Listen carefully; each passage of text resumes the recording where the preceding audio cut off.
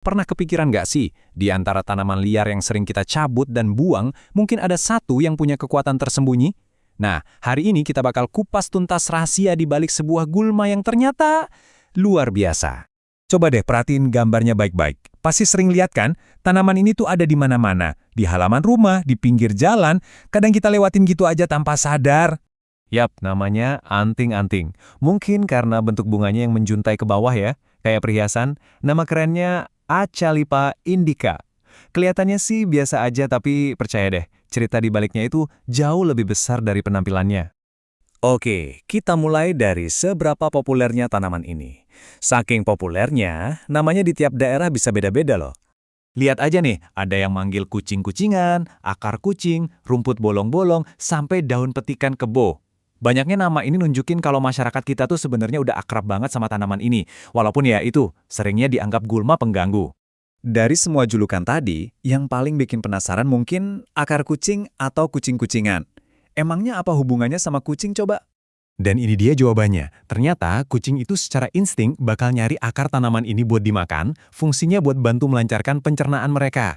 Keren ya, hewan aja tahu loh mana tanaman yang berguna buat kesehatan mereka. Oke, sekarang kita geser dari cerita kucing ke peran tanaman ini buat manusia. Sejak zaman dulu, anting-anting ini udah jadi semacam kotak P3K alami di banyak rumah. Kegunaannya banyak banget. Dari mulai masalah pencernaan kayak diare, buat ngeredain batuk, bantu ngatasin pendarahan, ngurangin nyeri sendi karena rematik, sampai buat ngobatin macam-macam penyakit kulit. Lengkap banget. Pasti kita jadi penasaran kan? Apa sih yang bikin tanaman sekecil ini punya khasiat seabrek? Jawabannya, tentu saja, ada di kandungan kimianya. Nah, ini dia pasukan tempur di balik kekuatannya. Ada flavonoid, alkaloid, saponin, dan kawan-kawannya. Nama-namanya mungkin terdengar rumit, tapi masing-masing dari mereka punya peran super penting buat penyembuhan. Kita ambil satu contoh ya, flavonoid. Anggap aja dia ini kayak bodyguard buat sel-sel tubuh kita. Dia melawan radikal bebas, itu loh, molekul-molekul nakal yang bisa bikin kerusakan. Dan dia juga jagoan banget buat ngurangin peradangan. Dan sekarang, bagian yang paling seru. Disinilah kita bakal lihat gimana pengetahuan nenek moyang kita yang umurnya udah ratusan tahun itu ternyata dapat acungan jempol dari penelitian sains modern. Ini dia buktinya. Dulu orang pakai anting-anting buat luka. Ternyata sains membuktikan dia punya sifat antibakteri dan anti radang. Dipakai buat batuk, ternyata dia emang bekerja sebagai ekspektoran, bantu ngencerin dahak. Buat asam urat, efek diuretiknya bantu tubuh ngebuang kelebihan asam urat. Jadi kearifan lokal itu bukan cuma katanya, tapi ada dasar ilmiahnya yang kuat. Oh iya, sekadar info, Acalypha indica ini bukan satu-satunya. Dia itu bagian dari keluarga besar dengan lebih dari 450 spesies. Tapi, si anting-anting ini emang salah satu yang paling terkenal dan paling banyak diteliti khasiatnya. Dia bintangnya lah. Penelitian bahkan udah nunjukin secara spesifik kekuatannya. Lihat deh di grafis ini, ekstraknya itu efektif banget buat ngelawan pertumbuhan bakteri Staphylococcus aureus yang sering jadi penyebab infeksi kulit dan juga jamur kayak Candida albicans. Terus, gimana cara orang zaman dulu ngolahnya? Tenang, caranya itu sederhana dan praktis banget kok. Kalau buat diminum, misalnya untuk batuk, metodenya direbus. Ambil aja sekitar 30-60 gram tanaman yang udah kering, rebus pakai 2 gelas air, terus tungguin aja sampai airnya sisa kira-kira 1 gelas.